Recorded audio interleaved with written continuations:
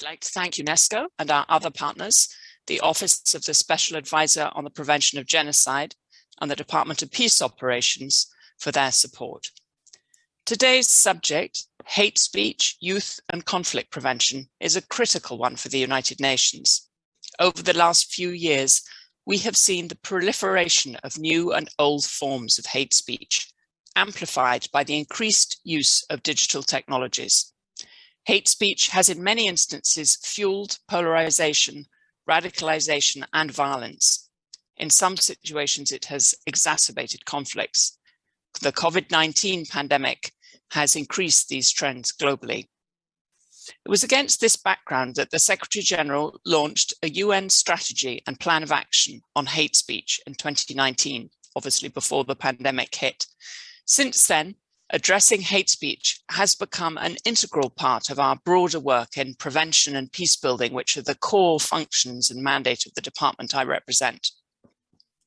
In our efforts to counter hate speech, youth play a central role. Young women and men are a critical line of defense against the spread of hateful content and our most important agents of change. In fragile and conflict-affected settings in particular, their inclusion in decision-making and policy implementation is essential to address underlying drivers of conflict and to promote sustainable peace. It is therefore my great pleasure today to be joined by UN colleagues, civil society and youth activists who are doing vital and innovative work on the ground to involve youth in combating hate speech. Our goal is to learn lessons from their experience and to amplify the important work that they are carrying out. Haven't got much time in a very packed agenda, so I'm going to go straight on and introduce today's panelists. I'll do the introductions as they speak, so you know who's coming up. So our first panelist is Dilrukshi Fonseca, who's the UN Regional Programme Specialist for Asia and the Pacific in the joint UNDP-DPPA programme on building national capacities for conflict prevention.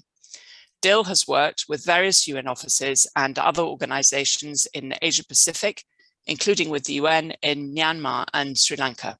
Dil, please go ahead.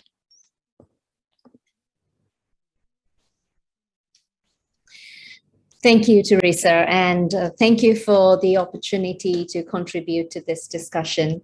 In the interest of time, I will organize my remarks into two sections. The first on the scope of what we are looking at, and the second, learning from practice. And my insights are based on where I work currently, which is the Asia Pacific region. First, on the scope of what we're looking at, for the rest of the world, in the Asia Pacific, young people have integrated digital technologies and social media very intimately into their personal, but also into their social and political lives. The most recent data says that Southeast Asians between the ages of 16 to 24 spend over 10 hours online each day. And across all age groups, Southeast Asians spend more time on the internet than the global average. In this part of the world, you can see four dominant forms of hate speech, which target young people, but which are also perpetrated by young people and need to be addressed against ethnic and religious minorities, against migrant workers and foreigners, a dynamic that's worsened after COVID, hate speech based on political ideologies and values, and lastly, gender and sexist hate speech, which actually cuts across all the other dimensions and types of hate speech.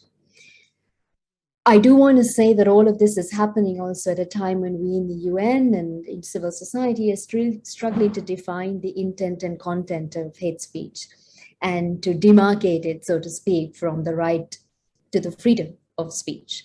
So identifying what hate speech is in order to protect people from it and to combat it, including identifying the more subtle forms of microaggressions and discriminatory speech, remains a bit of a challenge. So apart from the harmful impacts of hate speech on young people, which we are very aware of, the dehumanization, the desensitization, in conflict and conflict risks context in particular, we need to also look at this issue on a bit of a spectrum, that spectrum of disinformation, misinformation, discriminatory speech, hate speech, and the incitement to violence. In certain contexts of where I have worked in, where there is still limited physical interactions between groups, young people's first encounters or their most dominant encounters with other groups are online, or their first awareness of historical conflict is based on online engagement. And this can really deeply shape their attitudes and stereotypes. And now to move on to the second part of my observations, and that's on what's the learning from the practice. And this is inspired not by my work, it's from the excellent work being done by UN colleagues in the region. The first I would say is, and there's 6 of them that I'd like to share.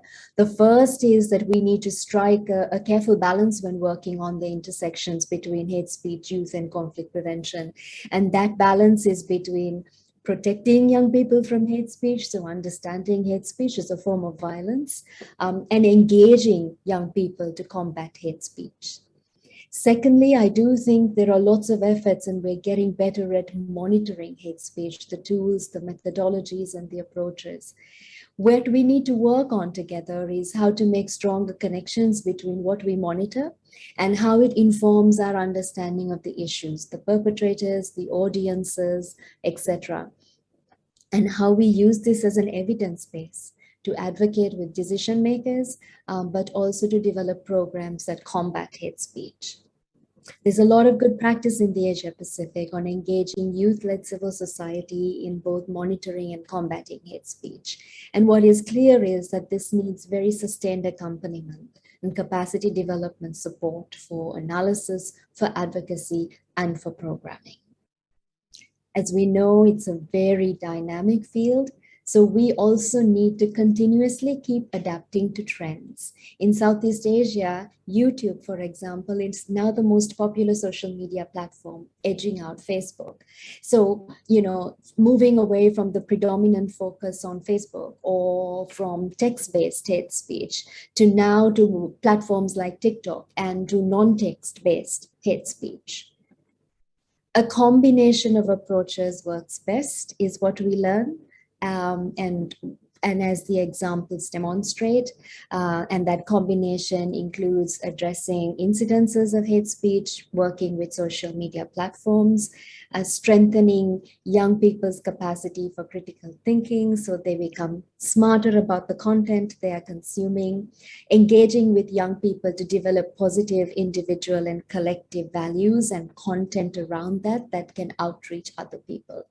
The nothing about us without us is the mantra I think we need to always use when we work with young people and engage them on this issue, but also on conflict prevention broadly. Lastly, measuring impact remains still a work in progress. I think we're learning that it's not enough for us to measure our results in terms of standard metrics like likes and downloads and forwards and comments. I think we really need to better assess whether we are reaching those people at risk, whether we are infiltrating those groups that actually perpetuate hate speech, whether we're really helping transform attitudes, and whether the people we reach can and are influencing change. And I'll stop there. Thank you very much again. Thank you so much, Dil. And I see that our panelists have put their cameras on. Do have your cameras on if you can, just so people can see us.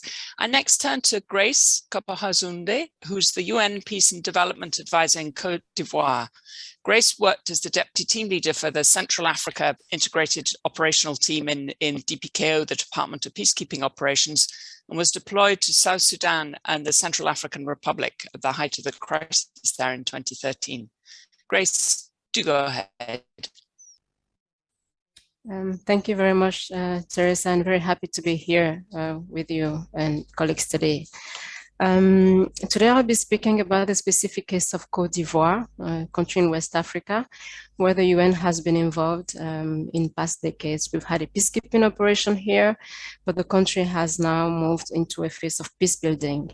And of course, during the various conflicts that Côte d'Ivoire went through, hate speech, particularly surrounding the questions of national identity and ethnicity, was a conflict driver.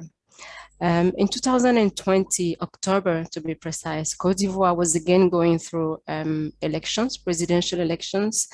And as in past years, electoral periods always represent a tense and opportunities for hate speech to be on the rise. And this time around was no exception. So in the context of our work here and in implementing the UN strategy to combat hate speech, the Peace Building Fund financed a project where youth were engaged in combating hate speech. And it was implemented by a number of our agencies, including UNDP, UNESCO, and UNICEF. More specifically, what this project contributed to doing was identify young female leaders who are active already on social media and already have a certain following. And the concept was to engage in a partnership with Facebook and other social media platforms to train these young bloggers, provide them with the necessary tools to identify what constitutes hate speech online, how to flag this hate speech to Facebook, and of course, how to develop counter narratives on social media platforms. And of course, the focus on social media platform during this electoral period was useful because, as Dil said, in Côte d'Ivoire, even though internet penetration is just about at 46%, we have about 70% of children and youth ages 13 to 35 who have access to some type of social media platform, being Facebook, Twitter, or Instagram. So through this social media platform, we were able to engage these young female bloggers to identify, flag hate speech, and then develop counter narratives to that. The second example I gave, of course, is this was happening at the national level. At the local level, we also engaged in a group of youth. And while social media wasn't widespread, we used local community radios with these youth. There were about 300 of them trained on identifying hate speech and then developing spots that were published on local radios. All these experiences were good practices that we identified in terms of engagement of youth, but also working with social media and local community radio platforms. In terms of the challenges we faced, and this will be the second part of my intervention, and as Dil mentioned, measuring the impact of our work proved to be quite difficult. It was unsure exactly if we had the intended impact, if the messages, especially the counter narratives that were developed, had the results that we anticipated. The second challenge we faced was also involving the legal system in Côte d'Ivoire, because here hate speech is considered as a crime.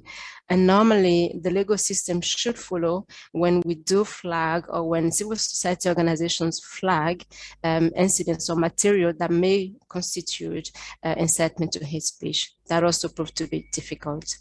And finally, the last challenge that we faced was in terms of codes, language codes that were used on social media.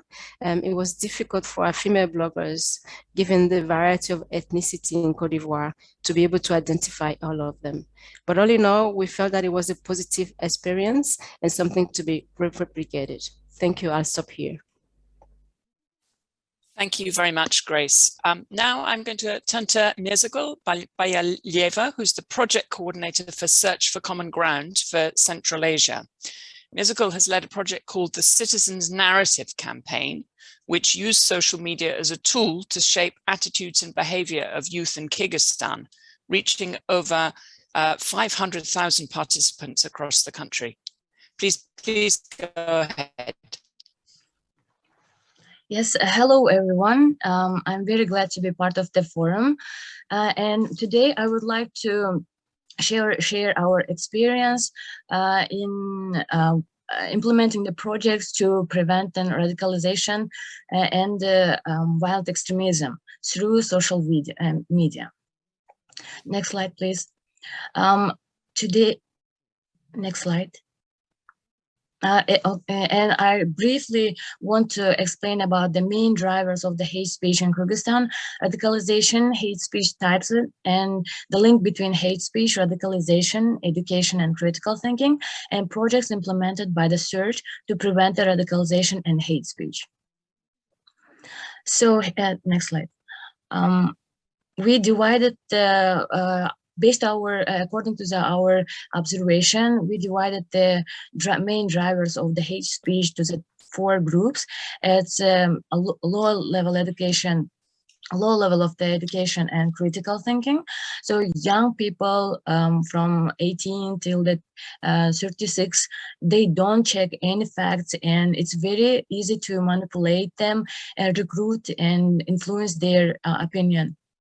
And the people who often face negativity in their real life, they also spread hate speech through the social media. And this is the interconnected. For example, the people who are see a lot of hate speech in the internet, and they can do the violence in the real life as well. Third parties run an army of the fake accounts, especially in Facebook and Instagram, and these fake accounts also transmit the hate speech.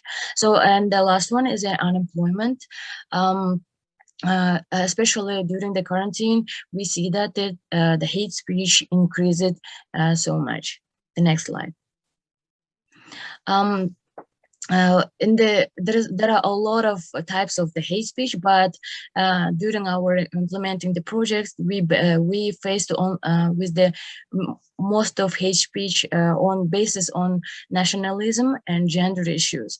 During the implementing the projects, we are trying to engage Kyrgyz and Uzbek speaker youth, and especially when we transmit information in Uzbek language, a lot of hate speech we receive.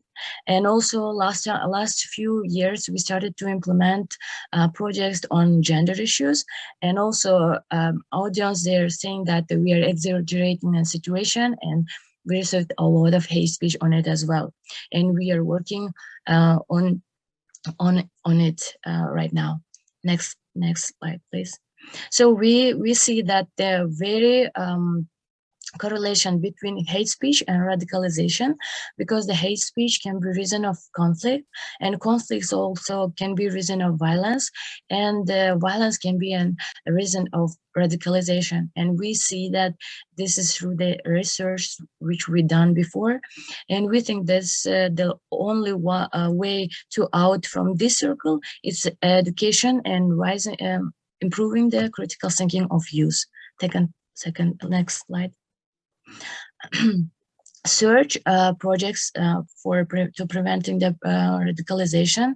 For 8 years, we implemented a lot of projects like Gestan, Tasirling Citizen Narrative Campaign, Radicalization of Labor Migrants Project, and social media radicalization in Kyrgyzstan, and so on. Next slide, please.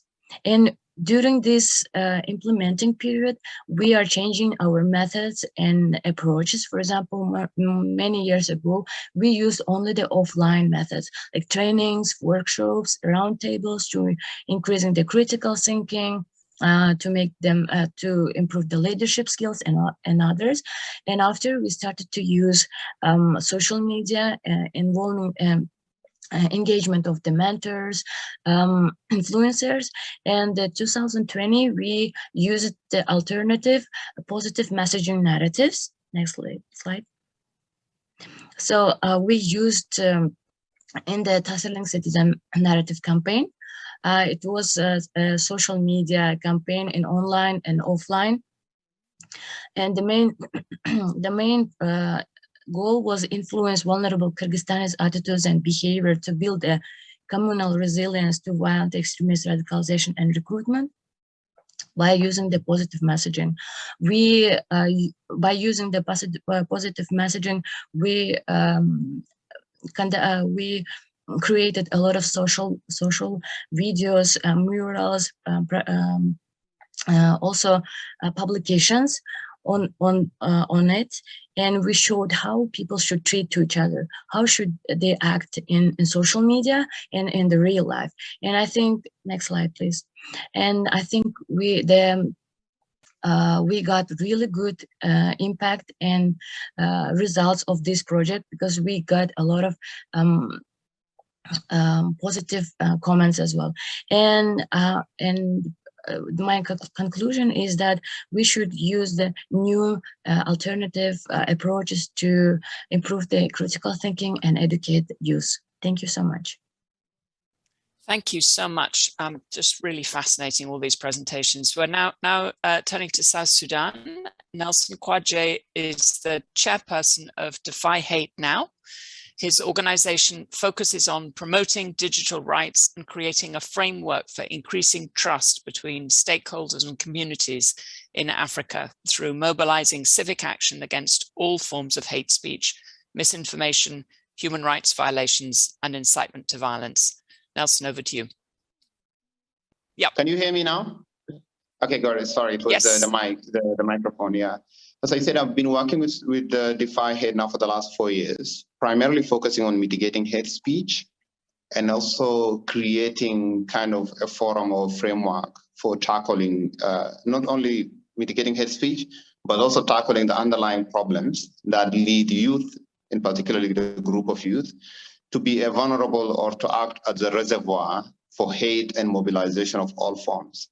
And we've been doing this in South Sudan, in Ethiopia, and in Cameroon. All the 3 countries have conflict. Some of it is related to ethnic, political, and other identity-related issues. And in my submission, I just wanted to make 3 main points.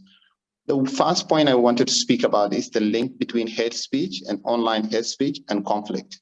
When we started this work 4 years ago, all the partners, including the UN, could not fathom the idea that like social media, especially in countries with low connectivity, can be a driver or a catalyst for conflict. On and on with several examples. Right now, it is demonstrable, and it's even at the forefront of the agenda globally that social media does have an impact on conflict, whether it worsens an already existing situation or fuels newer types of conflicts and creates division between societies. So bringing this agenda into the table and mobilizing resources for it has been one of the main objectives of Defy Hate Now in the various countries that we work in. And as we speak, the discussions have moved beyond social media. Yesterday, there was a hearing in the US Senate about the impact of social media on mental health of young people. Hate speech is one element, but elements of mental health, cyber safety, these are all issues that have come into the forefront of policy. So young people, if not protected and given the right advice, can become a reservoir for these types of conflicts. The second point that I wanted to make is on the aspects of platforms. Like how do you engage the platforms in tackling these types of hate speech? We've been doing a lot of collaborations with Facebook on this through their trusted partner programs in Ethiopia and all the rest. But for us to really combat these issues, we need to have a multi-stakeholder approach like this forum here, which is multi-stakeholder by all means. This is the right approach to move on and to tackle these issues. Because more often than not, we find that the issues of hate speech is also issues of design. These platforms sometimes are designed with little to no accountability to any other partners. They are mostly self-governed and do not cater for the various opinions, especially in countries that are considered to be third world, for lack of a better word. So how do you ensure that these platforms create policies and avenues that can address issues in countries that are beyond their current reach? And this is the kind of push that Defy Hate Now has been doing, and Defy Hate Now will continue to do. And finally, I mean, like, I wanted to stress the point of what are the drivers and also some of the solutions, but I think my colleagues in the previous slides have done that in a way very, very elaborate and better. And I just think like the most important thing is now to try to bring these issues into the forefront of policy, but also avail the resources needed to combat issues of hate speech globally through forums like the UN and through other multi-stakeholder forums. Yeah, and I couldn't stress this enough. Thanks. Thank you very much, Nelson. I'm glad we've sorted out the mic issue. And now our final speaker, Stephen Challa, is the former youth delegate of Albania to the United Nations. He was a member of the advisory group for the Regional Youth Cooperation Office and worked on a peace-building research project on young people in the Western Balkans. Do go ahead. Thank you, Teresa. Thank you. Good morning, good afternoon, and actually even good evening, friends and colleagues. It's a real pleasure to be here for me, actually.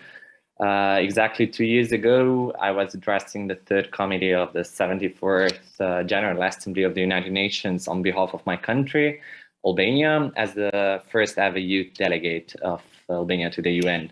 And during my speech at the General Assembly, I was very glad that I had the chance to emphasize the importance of establishing the Regional Youth Cooperation Office from the governments of the Western Balkans to recognize this positive contribution that young people can have in efforts of maintenance and promotion of peace and security, and also to take concrete measures to promote reconciliation and increase this regional cooperation between the youth of our country, so in the region.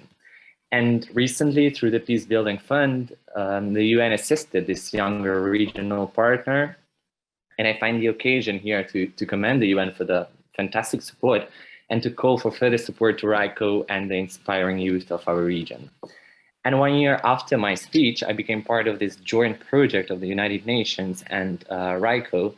And as one of the initiatives of this project, we were pleased to conduct the first study on youth perceptions on peace and security in the Western Balkans.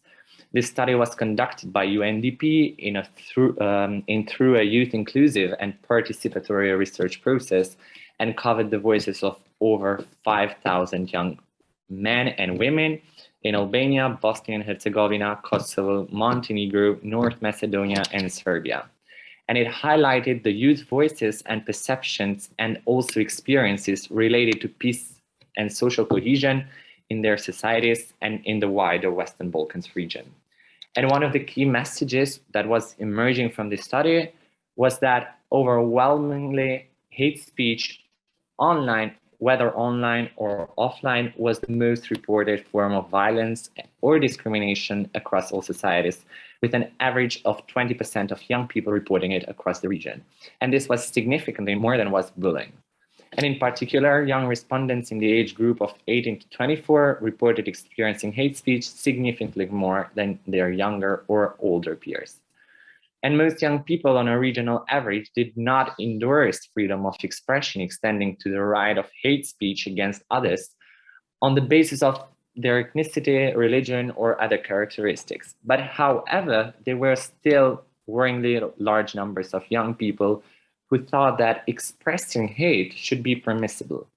And young men or youth living in rural areas or young people coming from economically less well-off were more in favor of saying whatever they wanted, including to express hate, like young women, youth in urban areas, or youth who were better off economically.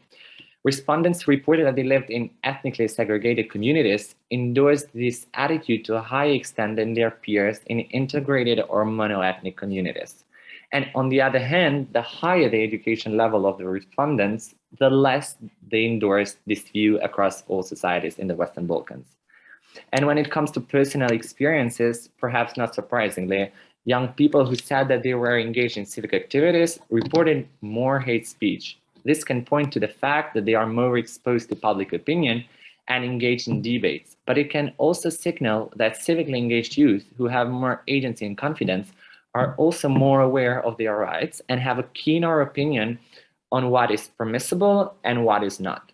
And that's why creating opportunities for quality and long-term relationships between peers in the region from different ethnic, religious, or geographic backgrounds should be a high priority. Cohesive societies have reserves of trust between and within these groups or within institutions, and this will enable work towards the shared goals. And the young people of the Western Balkans hold this irreplaceable share of those reserves. And their importance will only grow with time as they mature into positions of leadership. Building sustained peace cannot be done without these young people of the fantastic region of the Western Balkans. I would like to wrap it up and thank you for your attention. And I'm also looking forward to the Q&A sessions. Thank you very much, all of you. Really, really fascinating. And I mean, it's great to have such a geographic range and a range of experience to launch this discussion. We've got about 15 minutes. Lots of questions have come in, which we will circulate to everybody afterwards, so you can see kind of where the interest and discussions amongst the public are. I'm going to sort of have a couple of questions, which I'll then ask you all to address fairly briefly and perhaps do it in reverse order. So put you, Stephen, back in the hot seat first and go up through the ranks. The questions a bit different from your different perspectives, but if you had one recommendations, thinking of the overall theme of this event, like a recommendation for the Minister of Education in the countries where you're working on what to do to counter hate speech, and what would you like to see happen, a kind of wish list for action in taking this critical agenda and area of work forward. And then another question, which is a kind of, in a way, to help us at the UN, is like, how can we at the UN, and some of the speakers at the UN not, and some others, how can we help national authorities develop mechanisms for more systematic involvement of young people in conflict prevention work, including combating hate speech? So two aspects of the question, and I'll ask you all for just a minute or two on those two things. And Stephen, perhaps you go first, and then we'll go in reverse order back through the speakers. Thank you. Yeah, thank you. Yeah, definitely. I really appreciate the first question, since as you know, education can be a very powerful tool to counter this hate speech.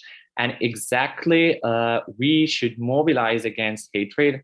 And when it comes to education, education plays these crucial roles. And that's why we should bring together different communities. We should bring together teachers, youth, and civil society organizations, government representatives to contribute to this peace.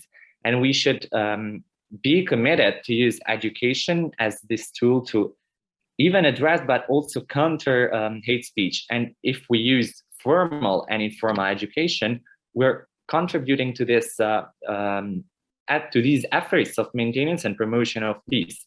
And that's why ministers of education, which are primarily concerned with formal education, should turn aside to the informal education. Because if we manage to amplify these positive messages that educate on the dangers of hate speech or discrimination, and if we do this especially in countries that have these high rates of hate speech, or where languages where hatred is most prevalent, then we're serving to the cause of peace.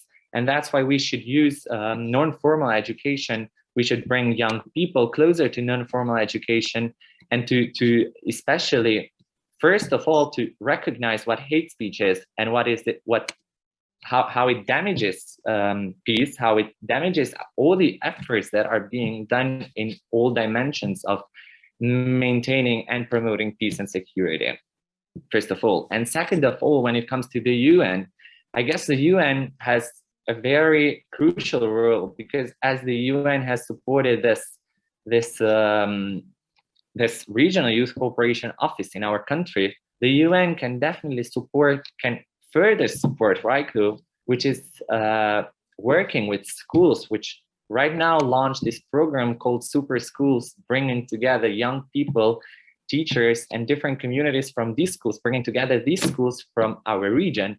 And I'm fully confident that hate speech will definitely be one of these main topics that will be discussed in these events, in these gatherings, in these exchanges. Thank you very much. Nelson.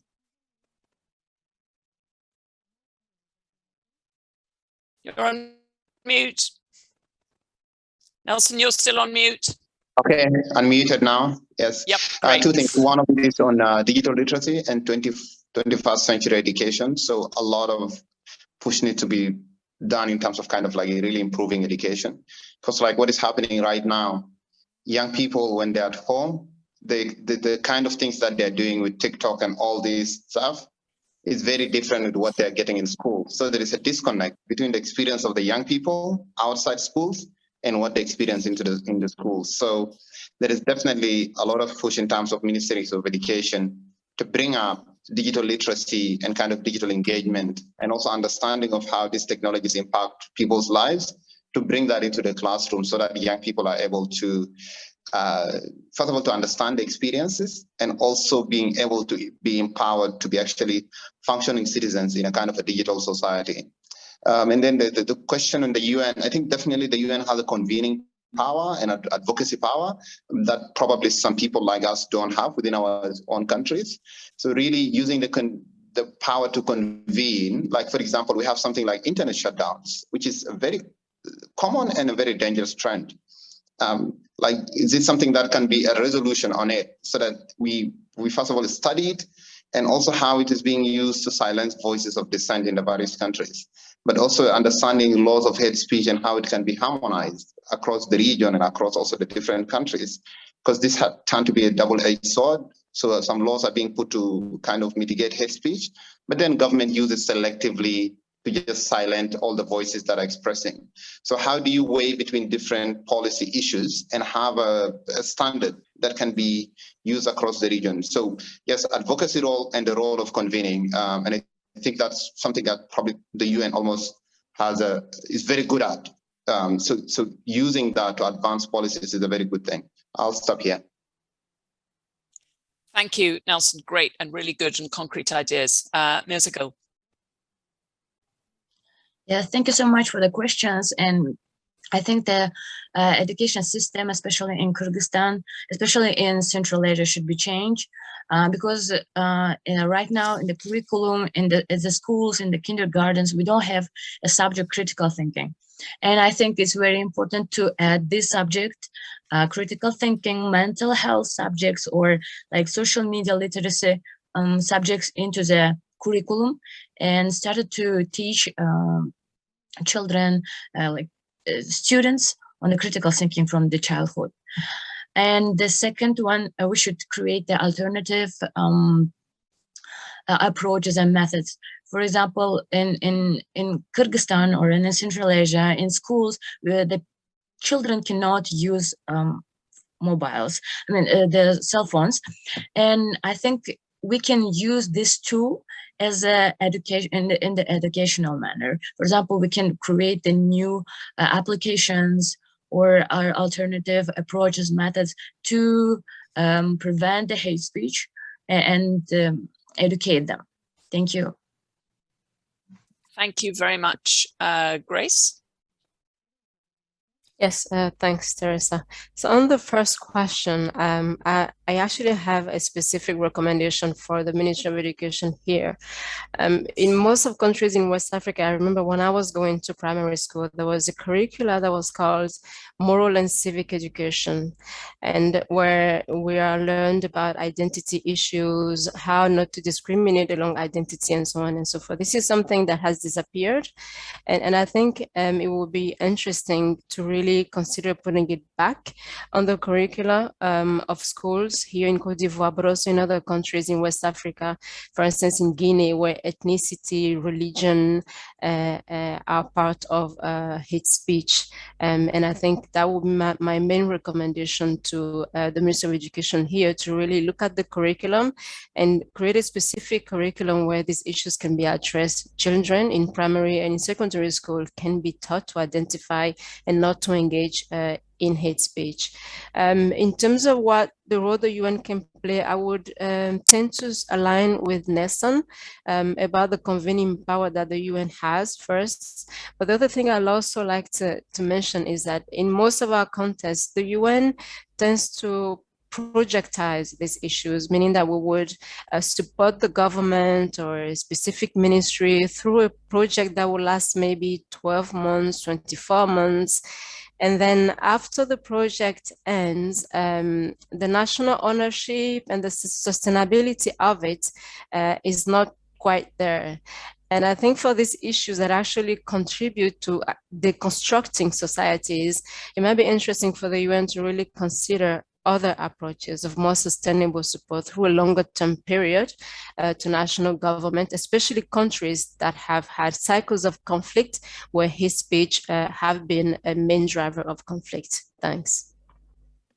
Thanks. I think that the last point you made on timeframes is really critical, because we do tend to act on fairly short timeframes where we know that the time horizons for both prevention and peace building are much longer, and it creates kind of uncertainties in terms of project funding and things. Gil. So nothing that the colleagues haven't said already, but very briefly, I think a recommendation would definitely be around critical thinking. And I think that's a transferable skill across many of these very vital issues, not only in terms of hate speech and online engagement. So that would be, really investing in what it takes to develop critical thinking skills in young people. And what can the UN do? I think linking to this, the convening power, I think firstly is helping kind of our national state government counterparts to understand that link between hate speech and an incitement to violence and it spilling over into violence. I think there is evidence around many incidents where there has been a buzz online before the incident spilled over into violence. So understanding that connection, not dismissing it as, just something that's happening online. And I think the second one, is the connecting young people to decision makers, I think is very important, because one of these very predominant feelings of feeling isolated and a lack of agency in public life. And I think I think the UN there has a role to play in kind of helping young people connect with decision making. Thank you. We've just got a few minutes left. One question came in is a kind of broad and difficult, and I suspect different in different contexts, but it's a fundamental one, which is what kind of hate in hate speech we are the participants referring to? Is it hate based on beliefs and attitudes towards specific nationalities or other aspects? We have participants from a wide range of contexts, so I expect some commonalities and some differences. I don't know, perhaps just a couple of words on that, but before we wrap up. Dil, do you want to have a quick go at that? I'll go back down the ranks and then we'll wrap up, but really just very briefly. Yeah, I mean, I think it's mostly identity-based, and I think predominantly against, ethnic, religious, linguistic identities. I think that's quite the hate in terms of racial slurs or, accusations, scapegoating, xenophobia, prejudices, etc.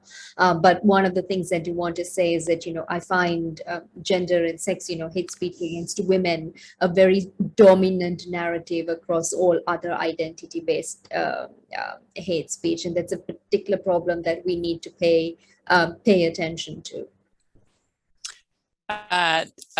Grace?